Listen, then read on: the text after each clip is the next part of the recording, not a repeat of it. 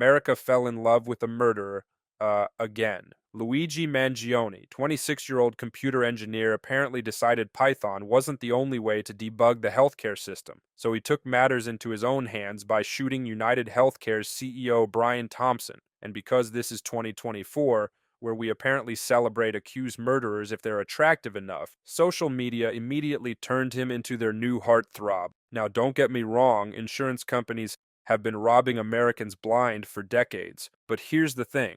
If Luigi Mangione looked like your average Discord moderator instead of an Italian GQ model who wandered into a crime scene, would we be seeing the same wave of support? I doubt that. United Healthcare CEO had more red flags than your ex's Instagram account. We're talking about a CEO who allegedly used an AI system with a 90% error rate to deny coverage to elderly patients.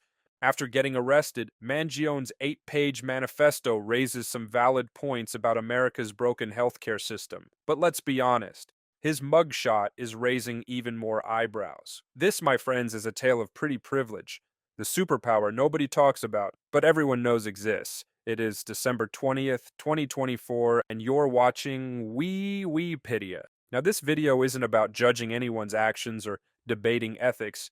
We're here to talk about a completely different phenomenon. I'm just talking about the pretty elephant in the courtroom.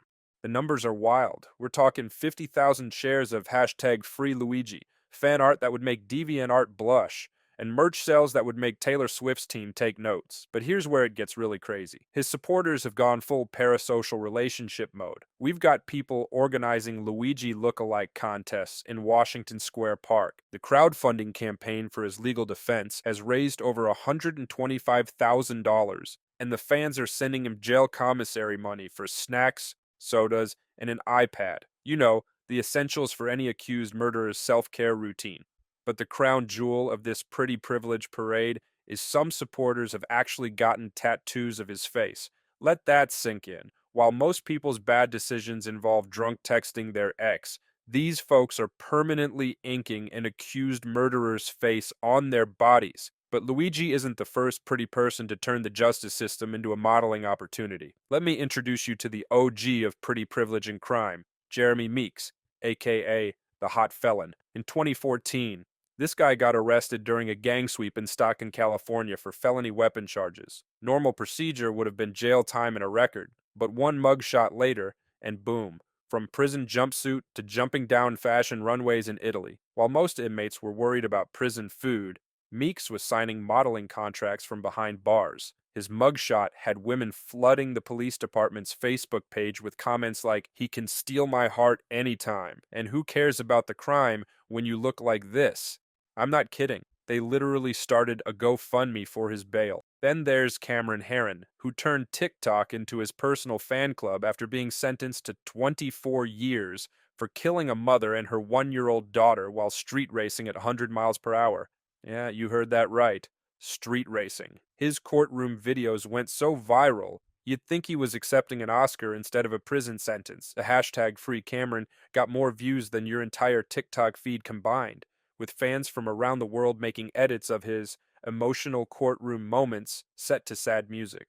And who could forget Amanda Knox, accused of murdering her roommate in Italy, a case more twisted than your average Netflix true crime series. The media couldn't decide if she was a femme fatale or America's sweetheart, but they sure couldn't stop talking about her looks. While most people in legal trouble get a lawyer, Knox got magazine covers. The press dubbed her Foxy Knoxy, which sounds more like a Marvel character than someone fighting a murder charge. She was eventually acquitted, but let's be real, her appearance played a bigger role in public opinion than any evidence ever did. The pattern is clear. Be attractive enough, and suddenly your criminal case gets the Hollywood treatment. Your prison uniform becomes a fashion statement, your court appearances get their own fan edits, and your legal defense fund starts looking like a beauty influencer sponsorship deal. But pretty privilege isn't just for criminals trying to rebrand their mugshots as modeling portfolios.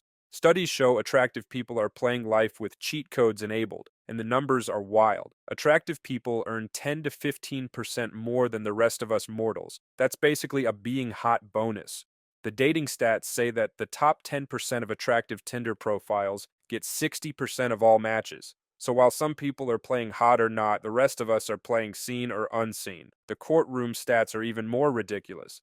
Attractive defendants are 22% less likely to be convicted in mock trials. And let me hit you with some experiments that'll make you want to time travel and tell your parents to marry supermodels. Researchers sent identical resumes with different photos to employers. The attractive candidates were 36% more likely to get interviews. And they also staged people needing help in public, dropping papers, looking lost, the usual damsel in distress stuff. Attractive people got help 70% of the time, while the rest of us might as well be invisible.